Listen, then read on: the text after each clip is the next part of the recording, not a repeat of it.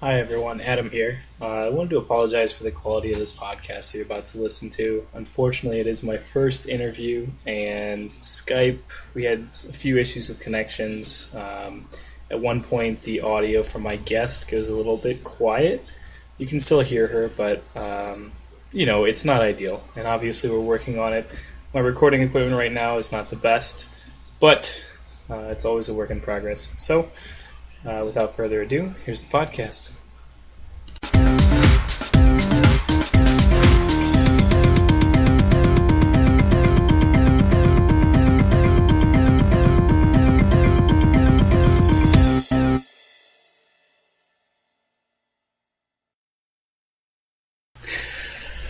Okay, welcome back to the Fitness Philosopher podcast. My name is Adam Fisher. I'm your host, as always.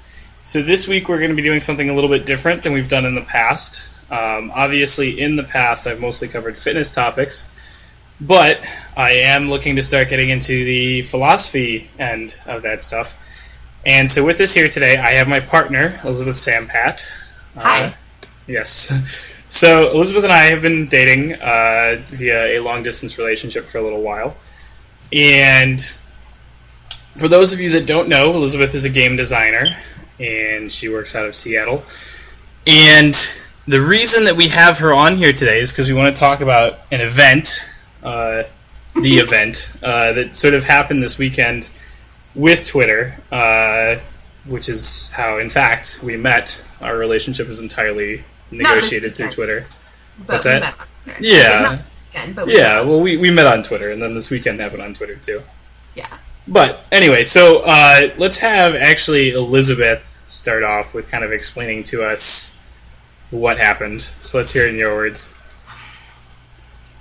What happened was that a friend of mine tweeted a screenshot of Cliff Blazensky, I believe is how you pronounce his last name, who was the creator of Gears of War and some other stuff, fondling an anime boob mouse pad, and saying basically that video game, my friend said, that video games should be over forever now. And one of the things that I do a lot in the game industry is I dedicate a lot of my time to making the industry a better place for women. I've given a number of talks at GDC, at universities all over the country. I write a lot of blog posts and articles for Gamasutra and my own website, and a lot of my spare time goes into trying to make the industry better for women and marginalized people. So I tracked down the Vine, and I watched it, and it's exactly what you'd expect.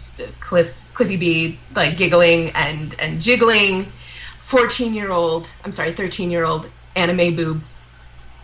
And I just started thinking about, because he's like, oh my god, this mouse pad's glorious. And I started thinking about, a woman who's really into first-person shooters and has always wanted to be in the game industry and finally works her way into working with Cliffy B and is super, super excited and sits down at a desk next to his and sees that fucking mouse pad. Or women who are super, super into FPS multiplayer online but have a gender-neutral name and always say that their mic is broken. Who follow Cliffy B on Twitter because they're super into the work that he does and then fucking see that video. And so I just tweeted at him and said, please stop actively making the industry a worse place for women. That's all I said to him. And his response was, pretty sure Gears 3 passed the Bechdel test, so move along. Which was not condescending at all. And then later he called me dumb and said that he was making a joke. And to which I responded. I said, I'm so sorry. I am dumb. Can you please show me where the punchline was? And then he blocked me.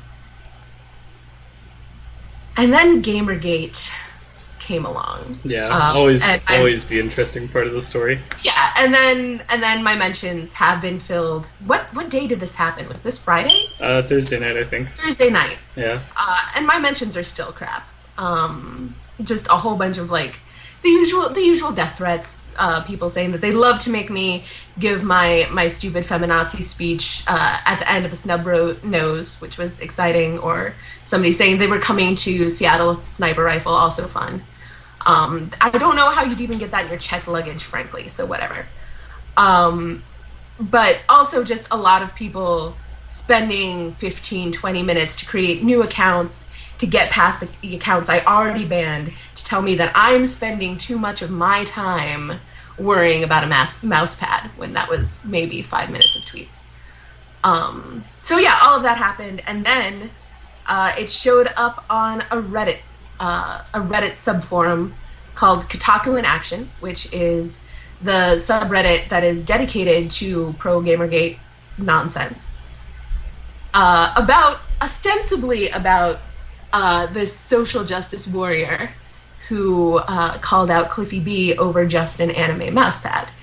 And I think this might be a good place for you to sort of take over. That did not actually turn out to be what the thread turned out to be. Yeah, well, so what had happened was in Elizabeth's recent images on her Twitter profile, there was a picture of me shirtless, which we had been in a discussion with a friend, and we had sent it as a joke. And, in the thread, we had also made other jokes. We had joked about how I used to have a beard, and, they thought it was ugly. And, obviously it was sort of lighthearted, sarcastic fun. The image had been posted with my consent and, by someone who knew me and wasn't, necessarily just trying to objectify me. I feel like there are three important things missing from that context. One of which is that you explicitly asked me to post whichever picture I was talking about. That is true. I did, in fact, in that tweeting conversation. 2, you are extremely jacked and attractive. Well, we'll let the viewers decide that one, I guess. And 3, the beard thing is like a running joke between you and me. Oh yeah, absolutely. Yeah, because you know how I feel about facial hair. Yeah, well, again, it was a sarcastic, tongue-in-cheek sort of joke. But of course, what they took from this was, oh, well, here's you objectifying men. Here is, nuts. Yeah, here we go. Internet connection not working. Well, hold on for a second. We will get Elizabeth back on the call. Yeah, so, for our listeners, we're sorry, there was a quick interruption in communications there. But getting back to where we were, so we were saying that the beard is a running joke. It's, whatever. It's just, again, sarcastic, sort of tongue-in-cheek sort of thing. But the funny thing was how sort of Gamergate interpreted this, because they immediately jumped on it and they said, not only is she shaming this guy, not shaming, but she's, not only is she objectifying this guy for being attractive and all that, but she's also insulting him, like, how dare she, all that sort of stuff. And then there was a lot of weird speculation, and things obviously got a lot more not safe for work in terms of how they were talking about the two of us. Well, let's be real, okay? You spend a lot of time in a gym, and I definitely do not. I have a lot of other things that I like to spend my time on. So pretty much what happened was Gamergate saw this picture of this incredibly attractive shirtless man in my feed, and was like, well, clearly she's objectifying this dude.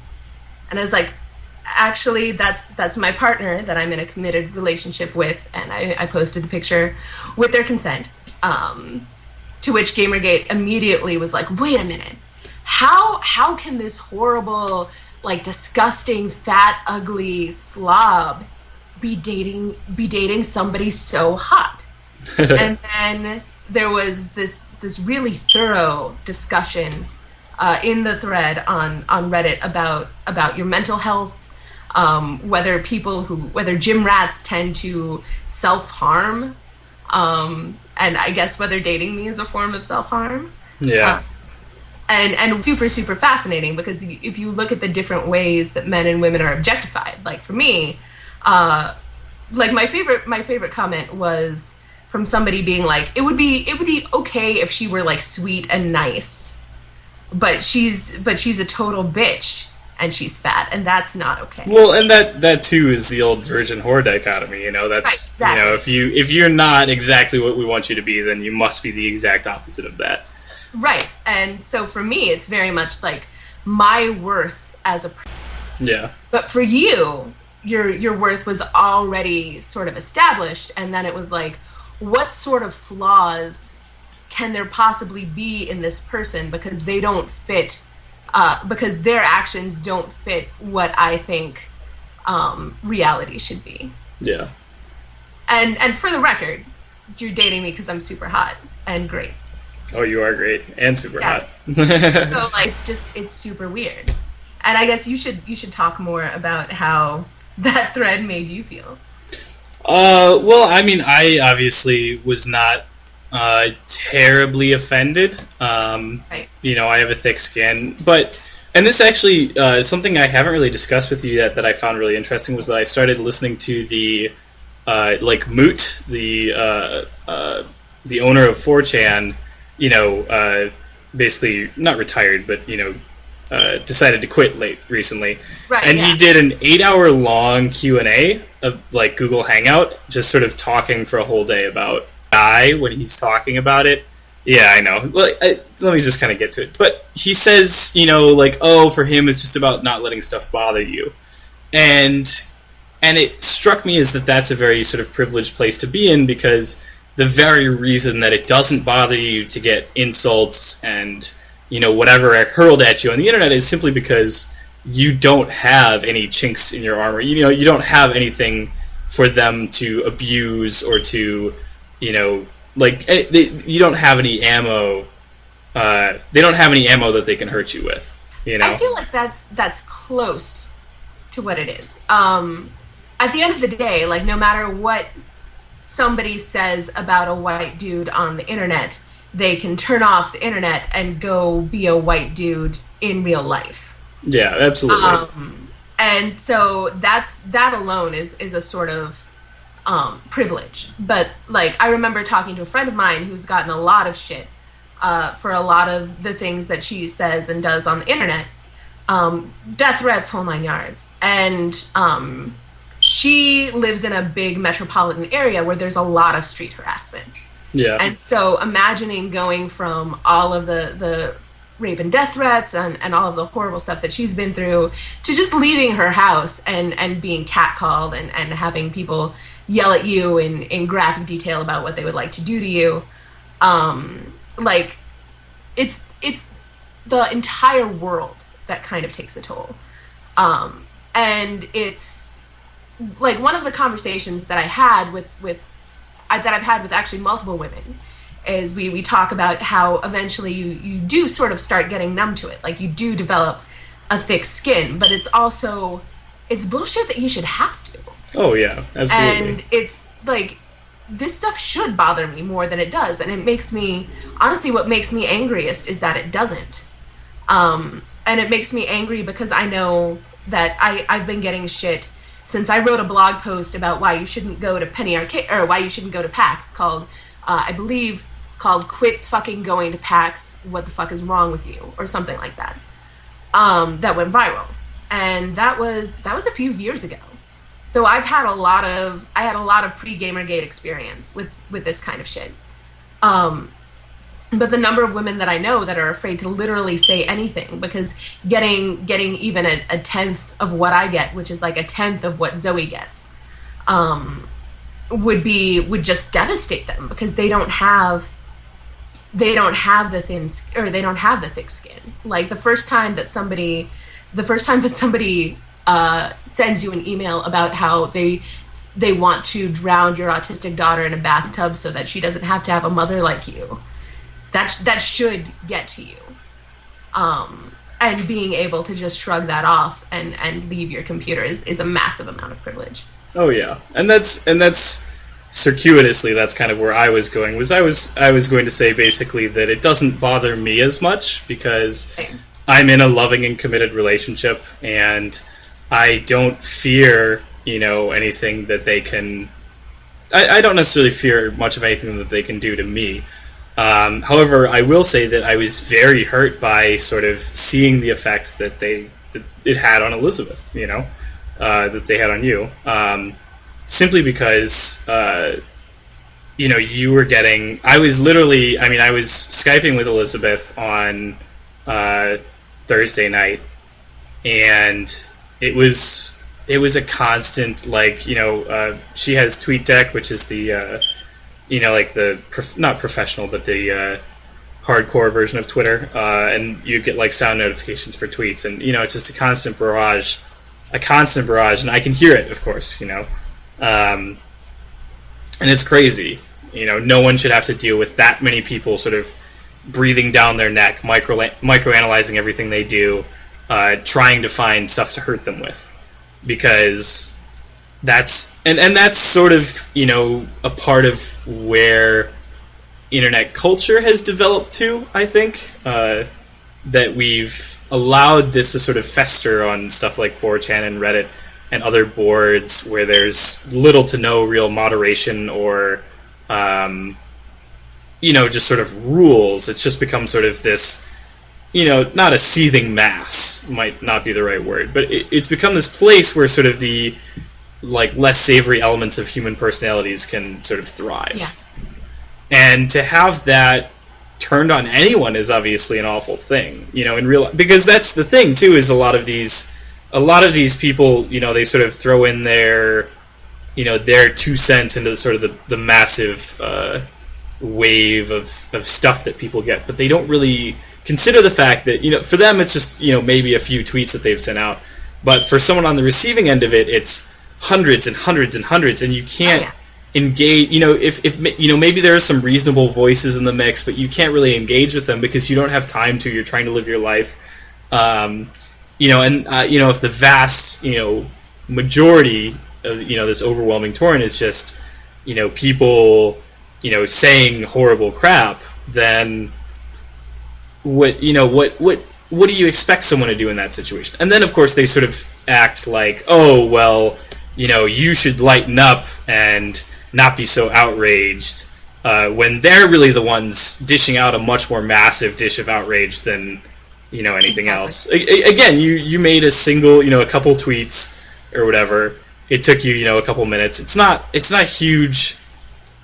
I don't want to say it's not a huge problem, because it is. It's indicative of larger issues, but it's silly that this sort of minor sort of disagreement over things is what sort of led to this massive, just this massive wave of all sorts of stuff. And another more interesting thing is that actually Cliff and Elizabeth sort of made up, and Elizabeth can probably talk better about that than I can.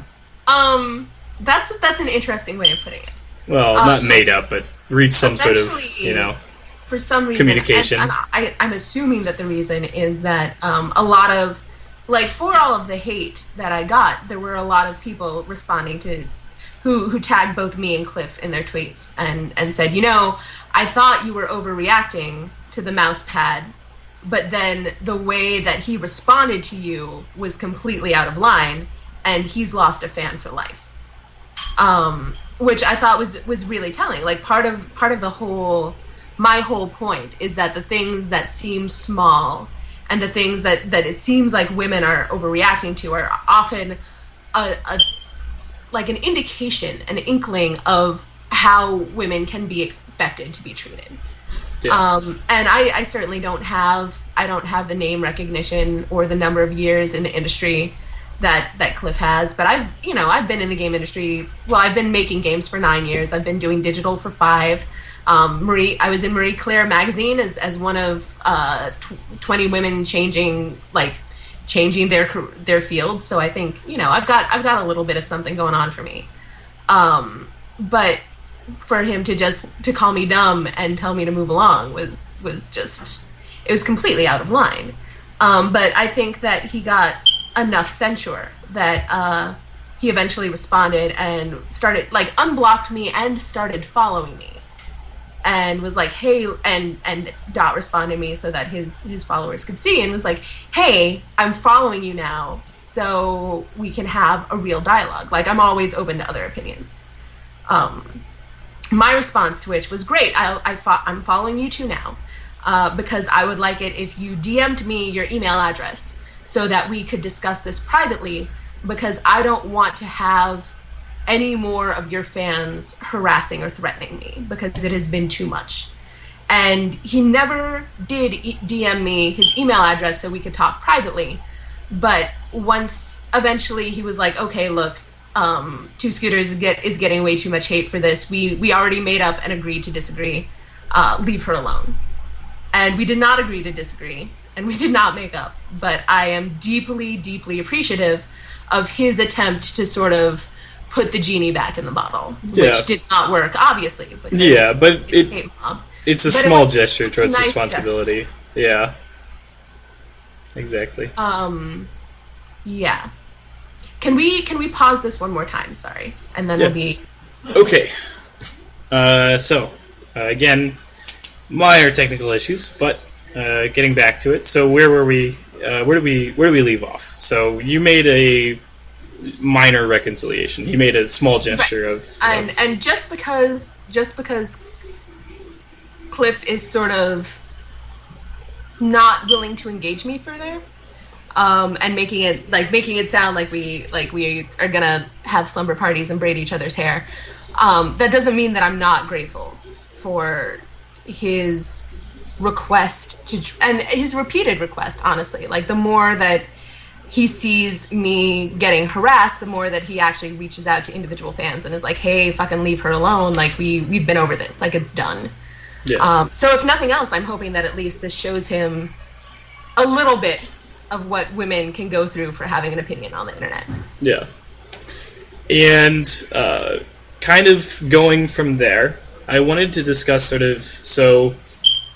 had Gamergaters obviously accusing you of, sort of reverse objectification. And there were people pointing out that there do exist, for example, male versions of these mouse pads where it's like a dude spreading his legs, and instead of, squishy boobs, it's squishy balls, with pants on or something, obviously.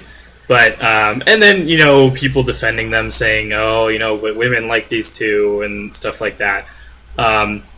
So, getting into sort of the topic of objectification itself, what exactly do we feel was so, not odious, but, what exactly made this an issue versus, other ways that it could have been handled, or, the fact that this product exists maybe isn't in itself, the proof of objectification. So where exactly does that arise from?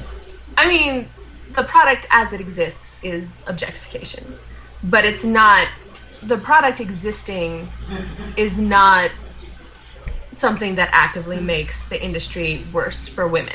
So can we say, we say, there's the small o objectification is what you're saying there is. Right, yeah. That the product is by nature small o objectification. But again, so we're getting into what is the large O objectification here. Right.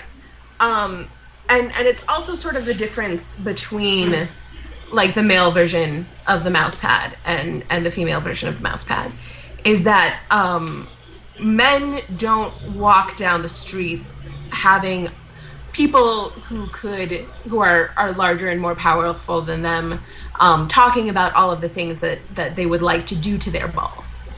Absolutely. Men don't go on dates with women who spend the entire time staring at their balls. Men don't have to worry about their balls getting groped in nightclubs. Men don't have to not straight nightclubs, but straight nightclubs. Men don't have to worry about making sure that they aren't showing too much ball to get taken seriously at work. Men don't have to worry about showing too little ball to get taken seriously at work, because then they'll just seem like they're too uptight. So it's not just specifically about the boobs. It's about existing in a world in which women are reduced to physical objects of pleasure, literally every day, and how seeing a woman get reduced to where the only thing that was really worth giving life to or giving form to was the boobs, sort of underscores all of that. Like especially when you look at the broader game industry, to see somebody who was held up years ago as like one of the rock stars of the game industry, sort of celebrating and laughing and calling this mousepad glorious, because there was, let's be real, he says that it was satirical or something.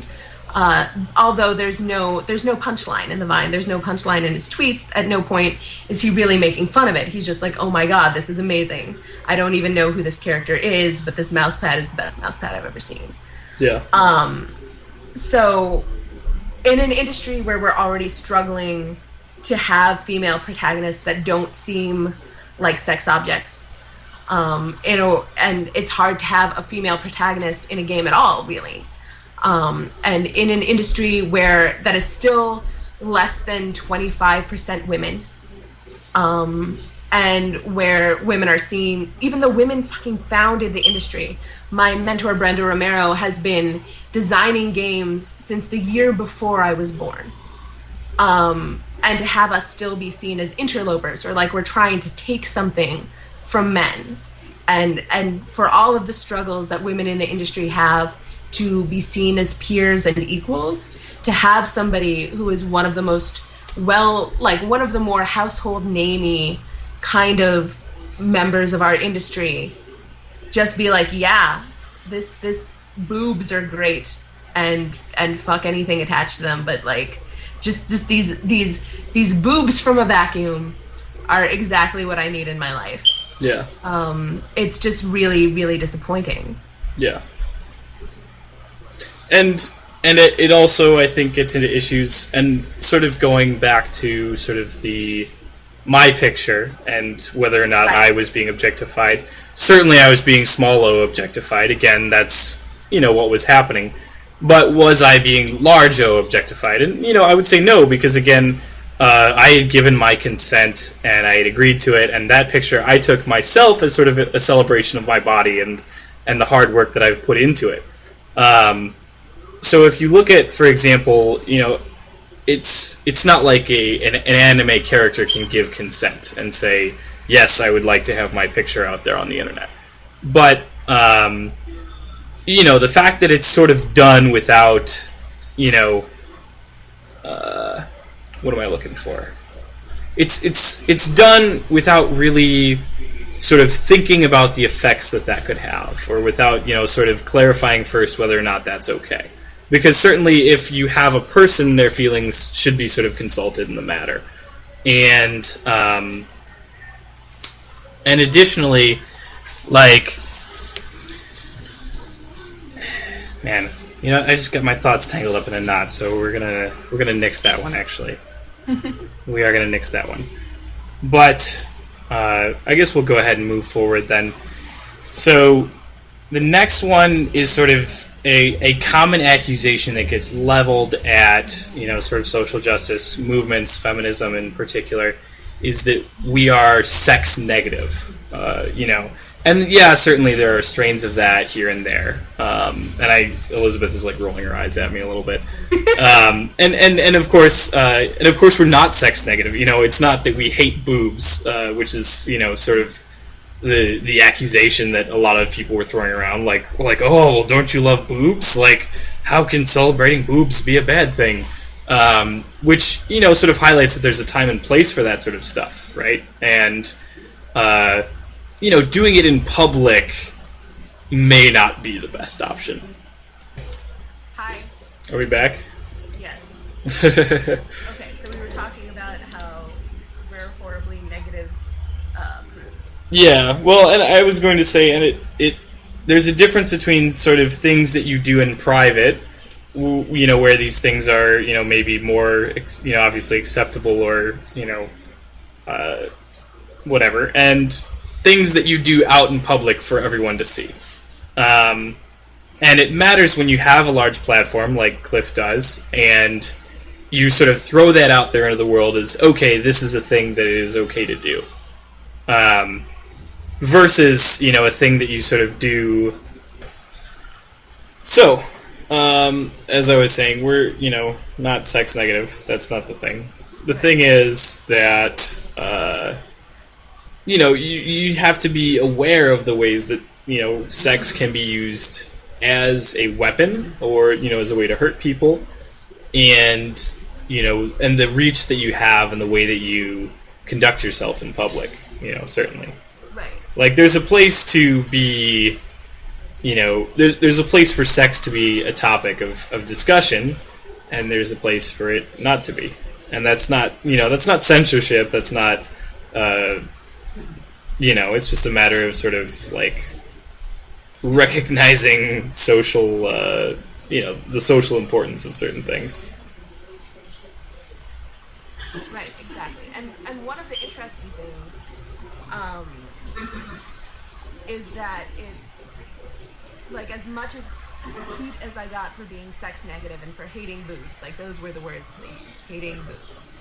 I got a lot of people calling me a hypocrite because they're like, well, if you go through her selfies, like she has plenty of pictures where you can see her cleavage. And I was like, well, yeah, it's mine.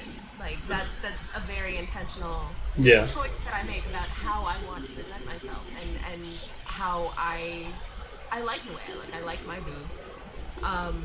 But the difference is that it's something that I'm doing, and it's something like I know that I'm more than my boobs. And one of the reasons why it's okay for me to small o objectify you is because we both know that I know that you're more than your muscles. At no point are we reducing each other to our physical appearances. Yeah, absolutely. And that's exactly it. Is there's the capability of sort of admiring a body or whatever in a sexual manner, and then there's a way of doing it which sort of dehumanizes and can cause real harm, and that's exactly sort of the issue at hand here. Right. Okay. Man, I had hoped we'd maybe have some more contentious opinions to work through, but I think we're pretty much in agreement on this. Yeah, I was gonna say, like, one of the reasons we're dating is because we tend to feel really similarly about this stuff. Yeah. But yeah, I think it's pretty, like, honestly, the thing that's most fascinating to me is how quickly Gamergate, well, the idiots who were complaining about me complaining about the mouse pad, and we're talking about how I objectify you, and then went into a Reddit thread and in detail literally turned you into an object for them to sort of project their own insecurities and their own ideas of how you could possibly be a person onto you, just solely based on your muscles. Oh, absolutely, yeah. Wild speculation. I'm not going to link it because it's just not. There's no point. Hi, everyone. If you like what we do here, feel free to support me in any way that you can. It's tough making content for people for free. So, if you'd like to, go ahead and check out my website at www.philosopher-warrior.com. Or, we're on iTunes now as an official podcast. So, go ahead, check us out in iTunes. Give us a rating. That helps us climb up the ranks. Gets us more exposure. Anything that you can do would be just so amazing, and I would love you guys so much. It's just amazing to be able to do this sort of work and to try and help change people's lives. And it's also amazing to get feedback from my friends as well. So my inbox is always open. Don't hesitate to reach out to me at thethegn@gmail.com. That's THEGN at gmail.com. You can also check me out on social media. I'm on Twitter at ThaneTweets, at THEGN TWEETS. So, just looking forward to seeing you guys again soon.